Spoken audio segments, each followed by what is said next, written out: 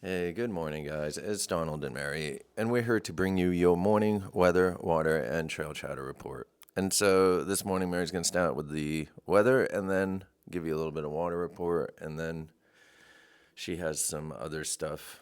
It's new to me, too, so I can't wait to see what we have going on this morning. All right, take it away, man. Hey, thank you, Donald. You're welcome. Good morning, everybody. Right now in Blairsville, it's 66 degrees and partly cloudy. Today we're going to have a high of 89 degrees with a mix of clouds and sun, and then 64 degrees this evening, mostly clear. Winds will be light and variable. Up on Blood Mountain today, 79 degrees for a high, mostly clear. And then tonight, 65 degrees, mostly clear. Winds are 5 to 10 miles per hour. Water's good on the trail right now. Let's remember to top off at Hawk Mountain Shelter and Slaughter Creek. That will get you through some areas there that do not have any water. Let's remember we have high temperatures this time of year, so to be safe out there, you want to make sure that you stay hydrated, wear the proper clothing, take frequent breaks, try to seek out some shade for a rest, and we all need to know our limits. That way we can enjoy our time outside without having the need for a rescue or overheating or anything like that. Snakes. Let's make sure when we go to sit down, we watch around the logs, the stumps, the rocks. Just check, make sure it's clear. And also, if you're going to be picking anything up off the ground, those snakes can camouflage pretty good. So take a second to just check your area there to make sure you're not picking up more than you expected. There is also a group of copperheads in a nest. There's some boulders on top of Cow Rock, and that's about 5 miles north out of Neil Gap. So watch for that. Stay off those boulders, and you should be pretty safe up there with the snakes. All right, so now I'm going to turn it over to Donald. He's going to talk about some other stuff we have going on out here today. Donald? All right. Thank you, man. You're welcome. Okay, and so after I go down through Mary's stuff, I have to read this because it was written 5 days ago, or 6 days ago. So, all right. Did you do this right here? You need to do this. Okay. All right. So, some may have seen my post yesterday, the green shed at Neil Gap. If anyone's ever been to Mountain Crossings, the store at Neil Gap, I'm sure that they've seen the green shed with the AT symbol down at the south end of the parking area. That green shed is where they put their garbage from the store, and then someone takes it down to the dump eventually. Sometimes it's Craig, sometimes it's it just depends. Right. And so some garbage can stack up in there. Now, so the shed definitely the bear got into it, man.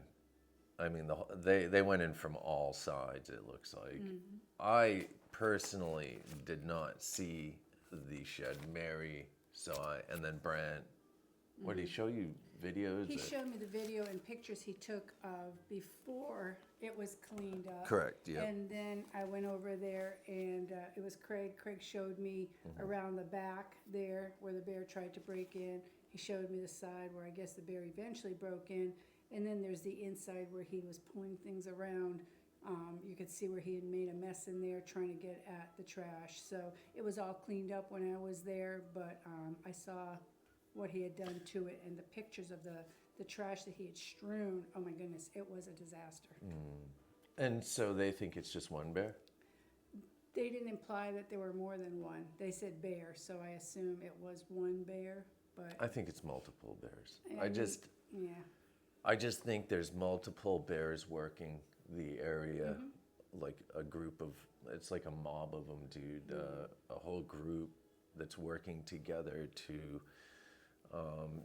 terrorize the towns and the trail and everywhere it knows they know to get food, man. And that is what is going on, man. I'm just, I've been following this man for a minute and getting all the stories from people every single day. And like this one here, man, just shows how they're, I wouldn't call it aggressive. They're food habituated and they're seeking They're- out the areas that they know they can find the food, I believe. But so that shed has been there forever. They've been doing that for a long time. That's not something new. The break-in now is something new. And so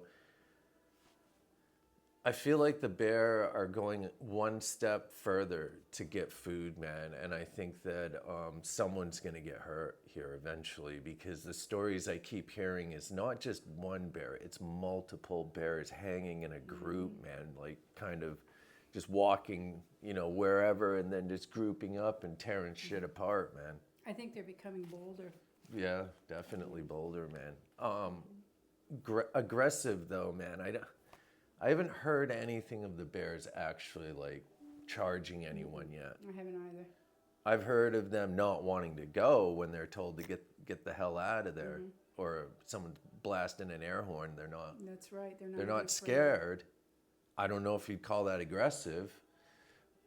I wouldn't call it aggressive, I think, unless a bear charges you or starts to get really in close, starts to follow you. Yeah, things right. like that. To me, that's aggressive. Right, yeah, behavior. following when dude, when right, they're yeah. around you and they're not taking off just because you're yelling or tossing things or blasting an air horn, I don't feel that's aggressive yet. I think that's becoming used to people and the surroundings around them, where they no longer feel that they need to run. Right, because of- nothing happens. That's right. That's right. Nothing happens when the people yell, and they know this. They're just like, these guys are gonna stand here and probably yell. Yeah. Eventually, they're gonna hang their bag wrong, and they're gonna go and snatch it, or someone's gonna make a mistake, man, or someone's just gonna feed the bear. And so, I think all of them are happening, and I think that the houses near the trailheads, I think that like Dukes Creek Fall, Raven Creek, Helen, Minnehaha. I mean, there's campgrounds all over the place. That's I was actually thinking about it, man, and I was like, that Woods Hole Shelter bear, man, that's just been like terrorizing people down there for years. Winfield Scott's right there. Lake Winfield Scott is literally right there. Vogel State Park is right up over the mountain, man. Literally, right over the mountain, Vogel State Park. You have Lake Winfield Scott, you have the camping areas there, and then you have the town as such as all along that road. It runs parallel with the trail, not far from it. Sometimes you could probably throw a stone to the trail, man. It's so close. Not really, but really. Kind of in their walking vicinity of the area that you It's would cover. exactly where it That's the is. same There's thing. people everywhere. Like if you On look both at sides of the trail. Unicoi Gap.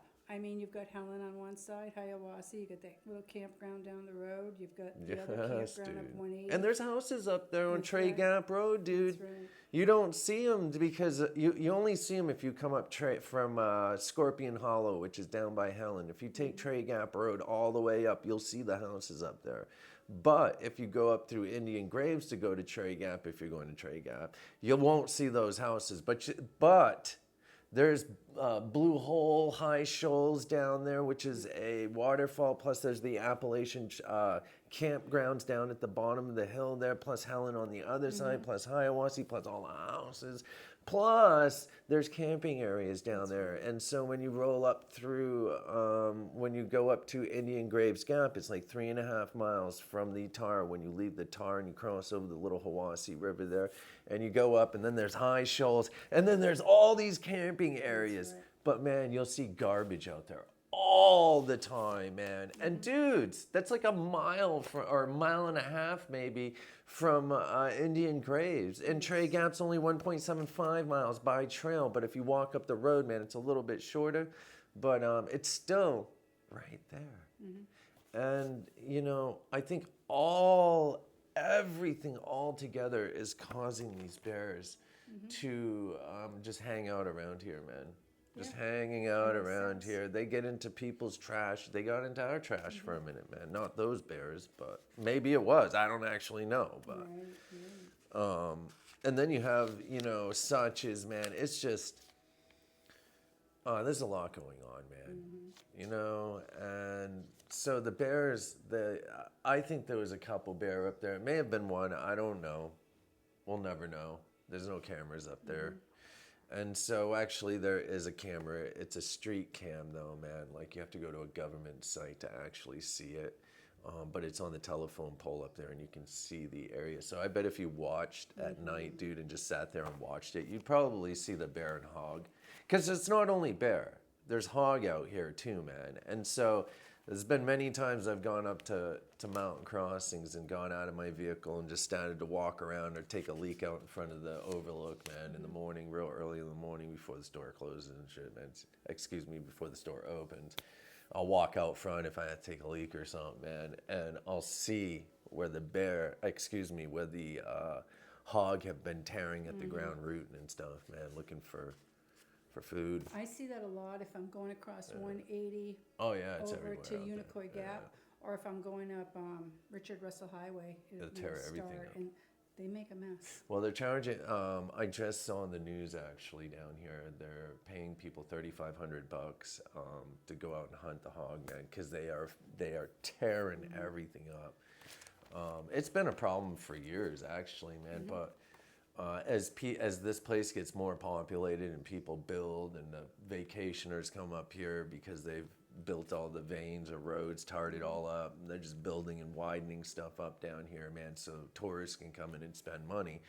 And so while that happens, man, they're pushing all the animals. They're just building over their places, man. You know what I mean? Rich people are coming up here, man, and buying pieces of land and then making HOA neighborhoods, man. That's what they're doing. But they're cutting down the tops of the mountains. You can see the houses going up, man. You know, you make a really good point there, and I was thinking with all the bear activity that we've had this year, when their homes start to shrink because of all of this, you know, that could be another reason why we're seeing the huge quantity of bears and they're getting into things because their area is getting smaller. That's right, dude. So they are searching further out and into things they may not. And not only that, man, every year that I know of, there's been cubs out here. So those cubs they're just growing and growing, and then we're growing too on top of them. And man, I think everything all together is causing this issue. I don't think it's just like a hiker or it's everything. It's just everything, man, is what I'm seeing. And we have to do our best as a community to slow this down. And by doing that, man, we have to think about what attracts a bear. And, you know, it's the feedings, man.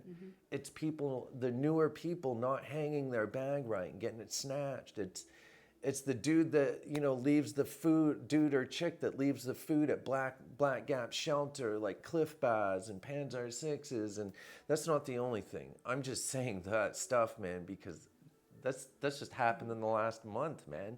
While the Springer Mountain Shelter was closed, someone's leaving food 1 mile down the trail, man, and other people are camping at the spot.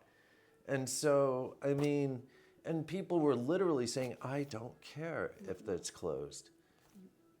Well, it's not just closed because someone was bad. It's closed because we're trying to save a bear, man, or save an animal. That's the only way I can really put it, you know? And when I hear stuff like that, what I hear is I'm a fucking selfish person, man. That's what I hear. I don't even hear anything else. It's just I'm gonna do what I want to do because of whatever reasons. I don't care about anyone or anything else, and nothing else matters except for what I want and what makes me happy, not what makes the community happy, because it's a community thing, man. It's a communal place, man. We all go there to find shelter, seek shelter. And actually, those shelters were created for emergencies. That's what they were created for. And so whatever they're used for, that's cool, man. But it isn't just mine. It isn't just Mary's. It's not just Johnny's or Jimmy's or Jenny's or Janie's. It's all of ours, man. And it's all of our responsibility to make sure that it's good for the next dude or chick to come in and enjoy themselves and experience what we want to experience and do experience out here. And so, you know, the bears breaking into these places, man, and just, you know, harassing the hikers and stuff, man, is getting worse. And I don't think there's enough being said about it, honestly.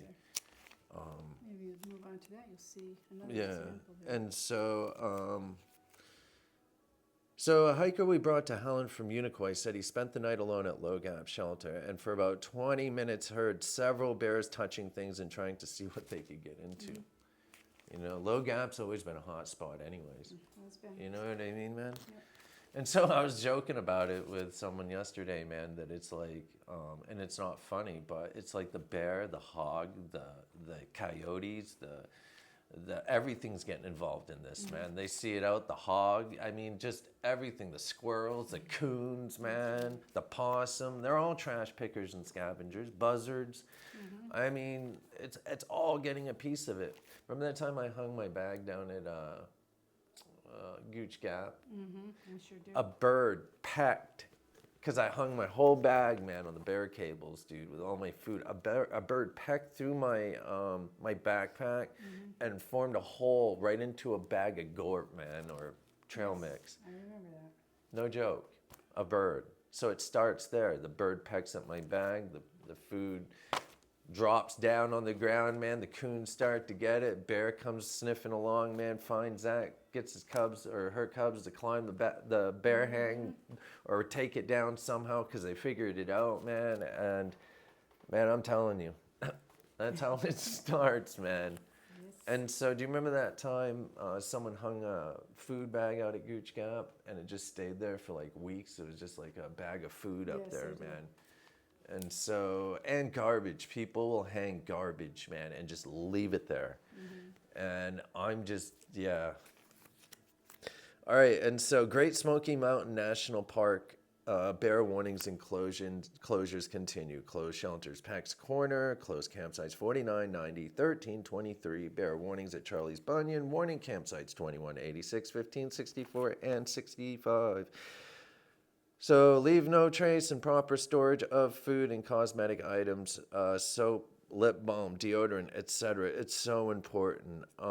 No trail magic or trail gap feedings, man. Don't leave it alone. The cooking, people are dumping their soups out or soup broth or whatever out at these places, man. And honestly, the smell is attracting the animals too, man. I mean, Their sense of smell is so much greater than ours. yeah, so man. I can only imagine what it does. And then they come there, and in the area, they find food somewhere. Do you know what I mean? I've read that, I think I've said this before, but bears work a 20-foot radius. And so I want to read this, though, okay, guys? And I also want to say, just because those places are closed and stuff, man, does not, open back up, does not mean there isn't bear issues. And so I was going down through my list of, I punch in hiker news into my search bar for Google. And I did it while I was sitting here. And I ran across this that was written, it's in Yahoo News. Lori Roberts wrote it. It was published on June 30th. So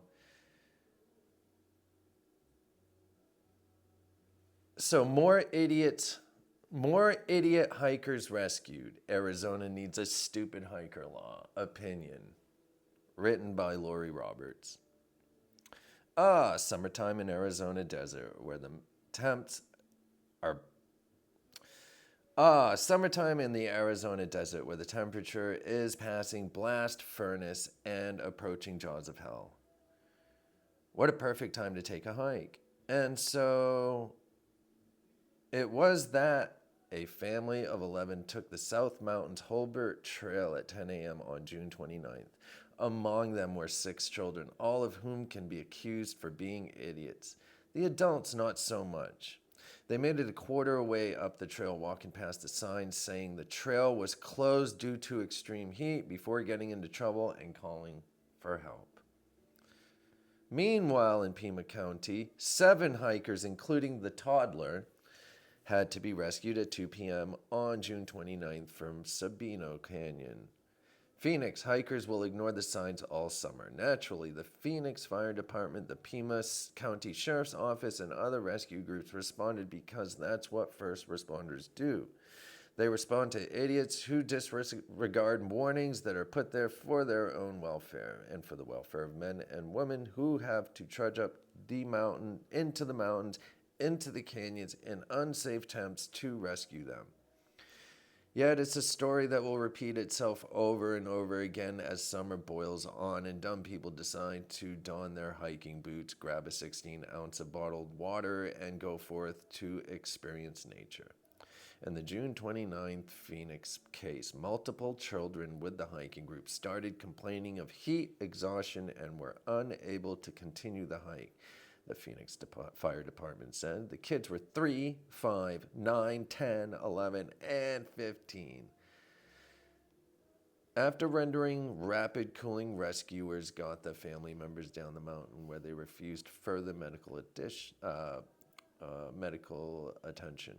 Meanwhile, in Pima County, 5 of the hikers were airlifted out of the canyon. 3, including a 15-month-old child, were taken to a local hospital. I'm glad they didn't pay for their stupidity with their lives, but they should have with their wallets. So Arizona needs a stupid hiker law. We've long had the stupid motorist law, wherein reckless drivers who ignore traffic barricades and get swept away by floodwaters have to pay for their own rescue. Why should reckless hikers be any different? I certainly don't want to pay the ultimate price for their stupidity, but paying thousands of dollars it likely takes to rescue them from a place they shouldn't have been, yeah, it's time. So what they're saying is that the rescuers should be paid for, if you pass, like, for instance, in this article, it says that the hikers ignored a sign saying, "Don't go hiking, man." Mm-hmm.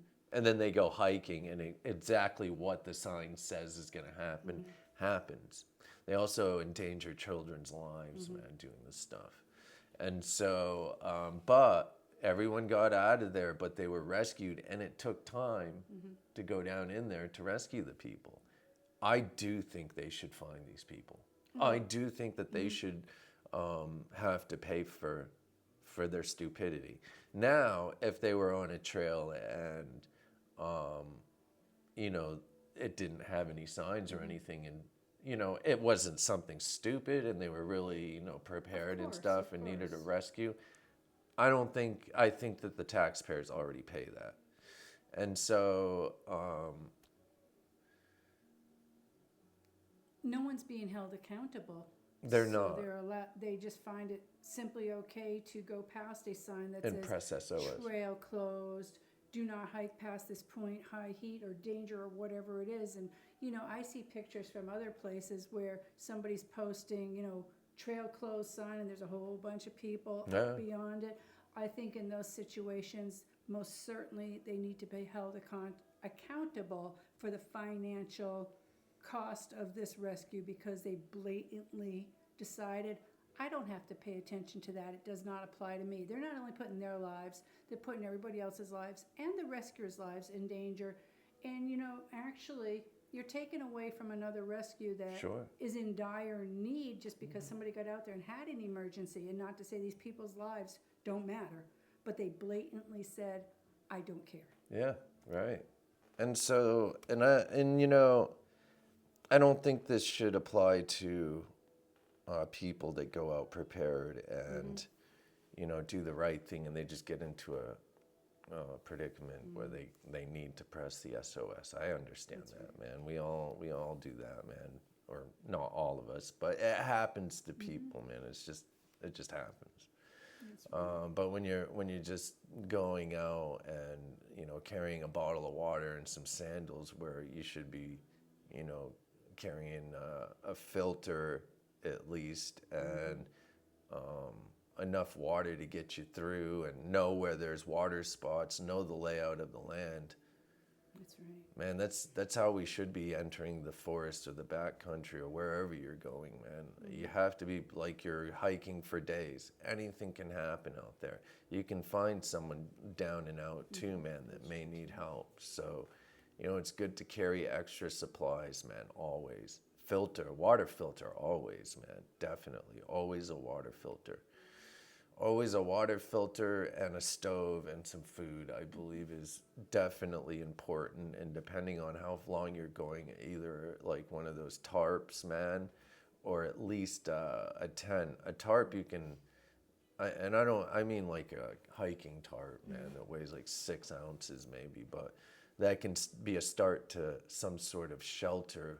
And then you have some food and, you know, if you really know the land, you can forage for food too, man. Mushrooms and, you know, there's just so much you can do out there, man. If you pay attention and, you know, you have a little bit experience, you know what I mean, man? You can actually live and survive if you get lost.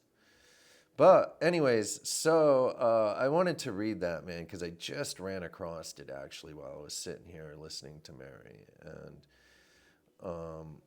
And it goes along with, you know, Washington State wants to do it too. There's a sheriff up there that, you know, she's over it too, man. You know what I mean, bro? They want to start to, you know, charge people for these type of rescues that are just careless stuff. Definitely. I think that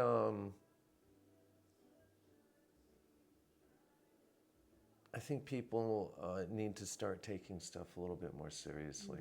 And I really think that places like the Trek and Backpacker Magazine, Outsider, People even is getting in on it, man. I mean, there's just so many news outlets that are getting in on the hiking scene and the outdoor enthusiast type articles, man. And so when I read them, they use words that people will read and take out of context. And so you have people believing that they're, you know, it's super simple just to come out here. Like, for instance, I keep seeing Outsider or Backpacker Magazine putting up this, the 6, you know, best hikes on the short hikes on the Appalachian Trail.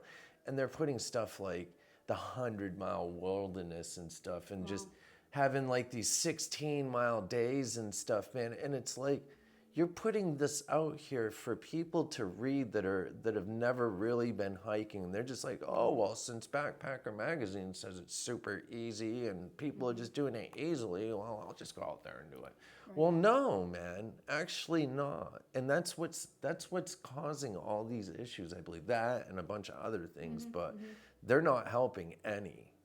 Not even a little bit, and they'll do anything just to have a like, or you know, for someone to share their stuff, or someone to read their garbage, man, and buy it, and it's keeping people unprepared. And I believe it's giving people a false sense of like almost like security, dude, because they're coming out here thinking, oh, it's only 16 miles. Well, 16 miles consecutively, or doing 16, 12, 10, and a 5, man. Most people can't even do the 5. And so they're just putting people out there in the mountains, man, climbing up in the whites and stuff, dude, unprepared. That's exactly what's going on, man.